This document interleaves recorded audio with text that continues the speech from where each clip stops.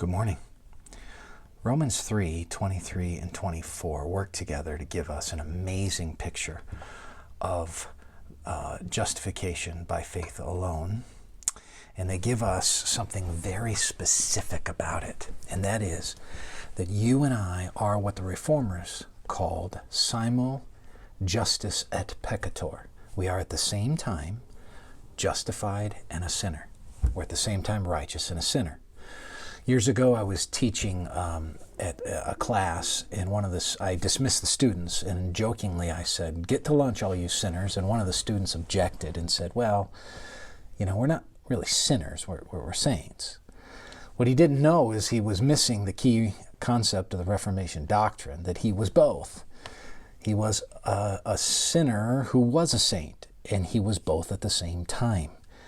Now that is such a reassuring doctrine for those of us who fail repeatedly, right?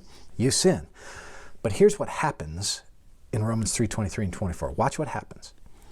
You have a present verb, and then you have a present participle. I'm going to show this to you. Verse 23 reads, "For all have sinned and fall short of the glory of God." We could read it this way in terms of its Greek idea.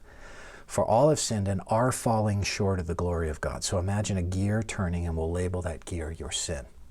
It's turning. It's present. It's going. Okay?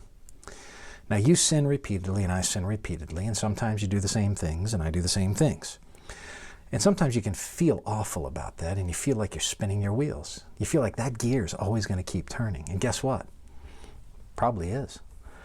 "For all have sinned and are falling short of the glory of God." But verse 24 comes alongside and lends us aid and gives us something beautiful alongside it.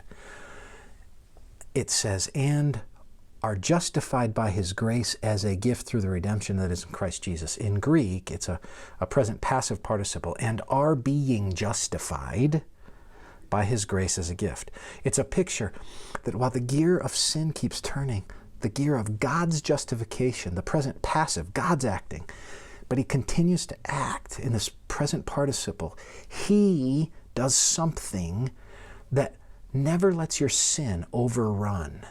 The gear of God's justification always turns at a pace to keep up, covering your sin, declaring you to be righteous, declaring you to be righteous. That is, the legislation of your sin never gets to say over God's justification. It's always being overcome by the justification he's brought in your life. That's why you're eternally secure, friends. That's why you can say, "I'm a sinner, but I am at the same time a saint."